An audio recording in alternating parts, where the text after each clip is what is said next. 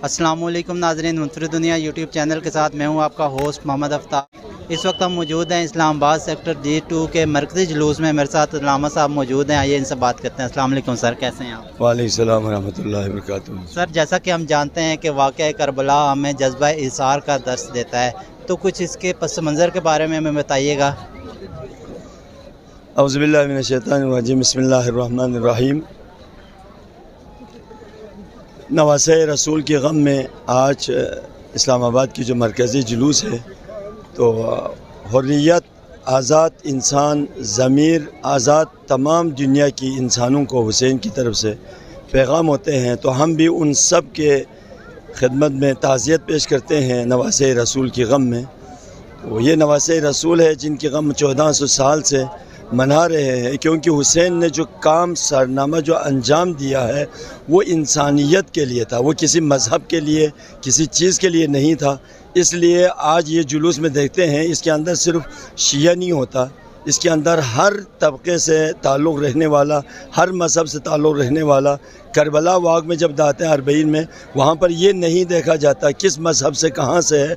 जो ज़मीर आज़ाद वाला दुनिया की हुर्रियत के लिए हुसैन का पैगाम होते हैं, वो इंसान को आज़ाद जीने का सलीक़ा देता है। उस इन्वान से हुसैन आज़ाद है और आज़ादों का इमाम है। इसमें मज़हब से कोई ताल्लुक़ है, मज़हब से बालातर होकर, चूँकि ख्वाजा अजमेरी का बहुत खूबसूरत शेर है, शाह हस्त हुसैन, बादशाह हस्त हुसैन, दीन हस्त हुसैन, दीन पनाह हस्त हुसैन, सरदाद नदा दस्त दर दस्त यजीद, हक़्क़ा की बिना ये ला इलाहा हस्त हुसैन। कुछ ऐसी तशबीहात जो मरकज़ी जुलूसों में पेश की जाती हैं, जैसे अलम है, जुलजना है, तो ऐसी तशबीहात के बारे में आप क्या कहेंगे, क्योंकि बहुत सारे लोग इससे इख्तलाफ भी करते हैं।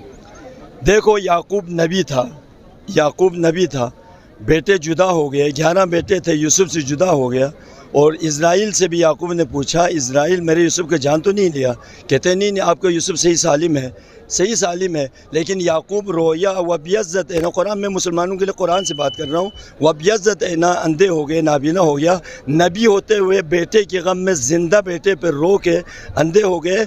जब उसके बाद 40 एक चिल्लर रो के 40 साल मुकम्मल हो गया, तो जब मिस्र से यूसुफ के भाइयों ने यूसुफ की कमीज़ को, जो यूसुफ ने कहा ये ले जाओ बाबा की आंखों पर लगा दो, बीनाई वापस आएंगे। जैसे मिस्र से निकलते हैं, कनान कहाँ, मिस्र कहाँ, कमीज़ निकाल के जैसे बाहर निकला, याकूब ने कहा इन्नी अजिदु रीहा यूसुफ, कुरान की बात कर रहा हूँ, इन्नी अजिदु रीहा यूसुफ, मैं यूसुफ की खुशबू सुन रहा हूँ। लौला अन तुफन्निदून, जैसे तुम मुझे पहले से पागल पागल कहते हो, अगर पागल ना कहो तो यूसुफ की मैं खुशबू सुन रहा हूँ। इसको नोट करो, तारीख नोट किया। तो मिस्र से जैसे कमीज़ निकाला था, खुशबू आ गया इधर कनान में, याकूब को जैसे लेके आंखों पे लगा दिया, तो याकूब नबी का बेटे की कमीज़ से भीनाई वापस आ गए। ये मुसलमानों को समझाना था। याकूब और यूसुफ से हमारा हम तो अकीदा रहते हैं, लेकिन क्या ताल्लुक़, ये कि मुसलमानों को बताना था एक नबीज़ादे के कमीज़ से नबी की बेनाई वापस आते हैं। तो हुसैन की इस अलम से, शबी से, ताबूत से और इन चीज़ों से, जुलजना से हमारा बीनाई, हमारा शिफा, हमारे सब कुछ परेशानी हल हो जाते हैं।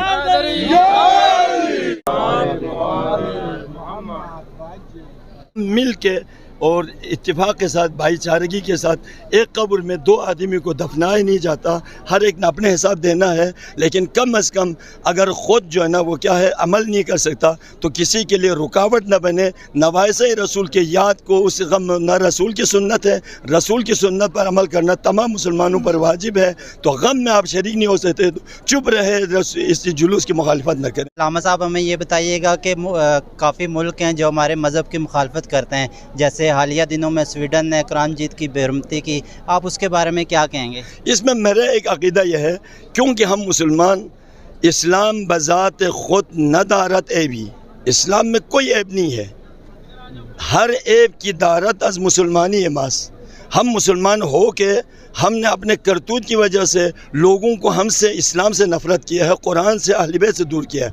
अगर हम लोग कुरान पर अमल करता, फरामीन कुरान पर अमल करता, दुनिया को पैगाम कुरान को पहुँचाता, आज दुनिया में कोई भी इस जुर्रत नहीं करता कुरान को जलाने की, क्योंकि हमने अपने किरदार से, हम ज़बान से कुछ और कहते हैं, कुरान को मुर्दों के लिए कब्रिस्तान पर रखा है। इस वजह से उनको कुरान अगर इसके इतने मुक़द्दस है तो तुम अमल क्यों नहीं करते? हमारे वजह से कुरान की तौहीन हो रहा है, हमारे वजह से اہل بیت کی توہین ہو رہا ہے, ہمارے وجہ سے مسجدوں کی توہین ہو رہا ہے, مسلمان ایک دوسرے کو کافر کہتے ہیں, اس وجہ سے وہ کہتے ہیں جب کافر ہی ہے اس کے قرآن کو جلاؤ اس طرح سے, تو ہمارے گردن پر آتے ہیں, ہم مسلمان ہو کے اپنے دین پر عمل نہیں کرتے. حکمت عملی کیا کرنی چاہیے ہمیں جب ہمارے ساتھ اس طرح بغاوت ہوتی حکمت ہے؟ عملی یہ ہے, رسول نے کہا تھا آخری مجھے قلم دوات دے دو, رسول نے لکھنا تھا انی تارک فیکم الثقلین کتاب اللہ و عترتی, قرآن و اہل بیت کو چھوڑ کے جانا تھا, اس پر عمل کرے تو سارے حکمت عملی اسی کے اندر حل ہو جائے. بہت شکریہ.